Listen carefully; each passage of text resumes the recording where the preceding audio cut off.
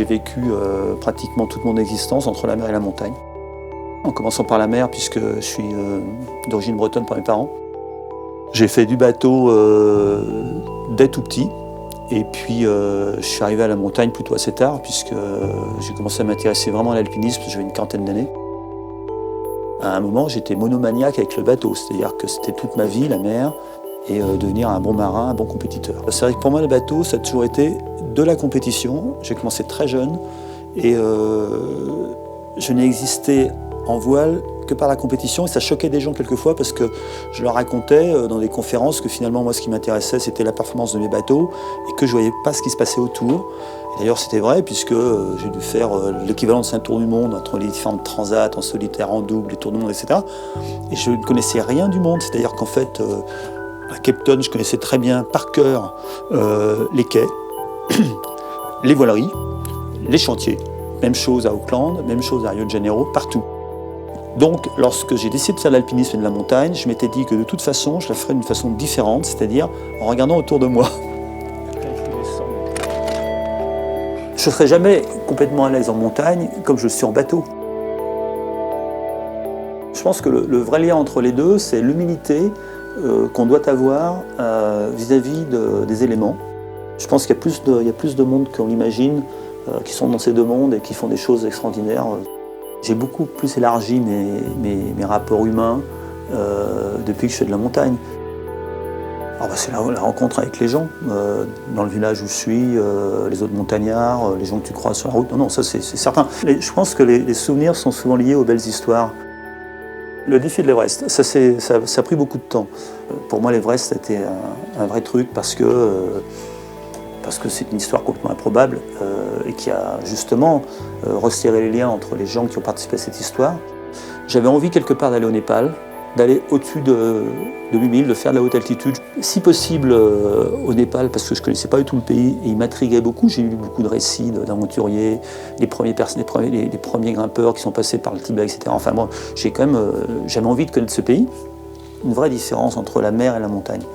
Quand tu fais la route du Rhum, tu navigues à bloc pendant 10 jours, puis tu franchis la ligne d'arrivée, ton objectif, tu as gagné, tu n'as pas gagné, tu franchis la ligne d'arrivée, c'est ton objectif. La montagne, en général, l'Everest en particulier, c'est que ce n'est pas le sommet l'objectif. Et ça, tu vois, j'en ai pris conscience en arrivant là-haut, et en me disant, putain, maintenant il faut redescendre. Je m'étais gelé la main, il faisait mauvais, le temps ne faisait que se détériorer. Tu es au sommet de l'Everest, tu te dis, putain, maintenant il faut que je redescende pour survivre, au moins essayer d'aller à 8000 mètres.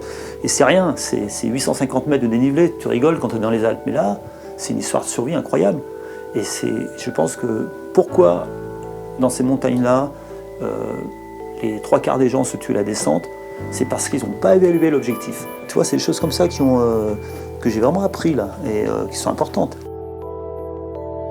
Alors, le trophée de ma montagne, au départ, c'était très égoïste parce que je m'étais mis volontairement à l'écart du monde de la mer. Pendant 3 ou 4 ans, il ne faut pas du tout que j'entende parler d'histoire de bateau, parce que sinon je vais renaviguer. Si je fais de la montagne, je me mets dans un village bien perdu dans la montagne et je fais de la montagne.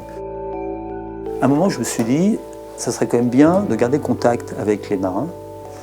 Et c'est une des raisons pour laquelle j'ai créé le trophée de ma montagne. Je ne savais pas si ça allait marcher au début. Enfin, j'avais quand même un pressentiment plutôt positif. Et voilà, donc j'ai effectivement invité 15 marins qui skiaient plus ou moins bien, parce qu'à l'époque, il y en avait moins qui skiaient moins que maintenant. Et puis 15 alpinistes, et ça a vachement bien fonctionné. Il est certain qu'il y a des passerelles entre les deux mondes, et que si ça a fonctionné comme ça, c'est pas grâce à moi, c'est parce que les gens qui sont dans cette histoire s'entendent bien, ont envie de faire des choses ensemble. Et c'est pour ça qu'après, les passerelles ont vraiment existé, puisqu'il y a eu Aurélien Ducrot, Luc Alphand, qui maintenant font de la voile, Franck Camas qui fait de la montagne, donc en fait, ça va dans les deux sens. J'ai envie d'écrire un bouquin qui s'appellerait « Pourquoi la mer est salée ». Est-ce que vous savez pourquoi la mer est salée d'ailleurs? Bon, je raconte l'histoire. Je fais une conférence devant 400 personnes à Lorient. Et je répondais aux questions, tout ça. Et à un moment, et ça, je m'en souviens toute ma vie, j'ai un petit gamin qui était au 2e rang, là, tu vois, il lève le doigt, et il me dit dites-moi, monsieur, vous pouvez me dire pourquoi la mer est salée? Et alors là, si tu veux, je me retrouve vraiment comme un imbécile, parce que je me dis, putain, ça fait quand même 20 ans que je fais du bateau, et ça fait 20 ans Je me suis même posé la question pourquoi la mer était salée, parce que là-dessus que je navigue. Ah, ça dure 4 ou 5 ans, puis à un moment, j'étais à une convention au niveau de l'eau, et il y avait devant moi, au déjeuner, un vieux savant. Et écoutez, j'ai une vraie question qui me hante depuis quelques années. Est-ce que vous pouvez m'expliquer pourquoi la mer est salée? Ah, il dit ça, jeune homme, c'est une bonne question. Eh bien, ce sont les fleuves qui salent la mer.